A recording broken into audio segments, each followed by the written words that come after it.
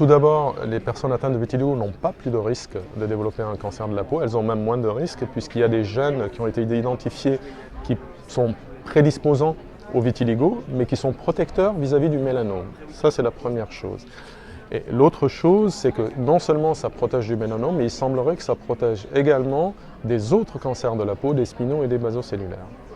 En gros, c'est pas parce qu'on a un vitiligo, la défense de la peau ne compte pas que sur la couleur. Il y a d'autres choses qui sont en cause et on n'a pas plus de risque d'avoir un cancer de la peau, on en a même moins quand on a du vitiligo.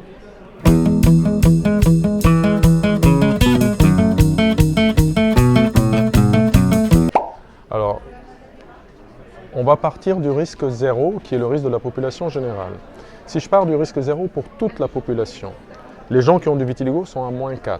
Quand ils font des UV, ils montent à -2 ou à -3 et ils n'atteignent jamais 0. C'est-à-dire que le risque reste, il augmente évidemment quand on fait des UV et en particulier les UVA, beaucoup moins les UVB, mais les UV c'est surtout un facteur de vieillissement cutané, en particulier les UVA, ça vieillit la peau et le risque il est là, il est davantage là que dans le développement de cancer.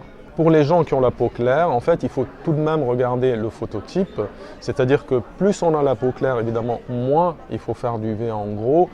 On peut dire quand même que les gens qui ont du vitiligo peuvent faire environ 250 séances d'UVB sans aucun souci, même si aujourd'hui, on ne sait pas vraiment où s'arrête la limite, parce qu'en réalité, les UVB, on n'a aucun signal d'augmentation du risque de cancer, même si au niveau expérimental, et là je parle de la souris, eh bien, le risque peut être augmenté. Chez l'homme, à ce jour, on n'a pas pu constater une augmentation du risque de cancer chez les gens qui ont des UVB.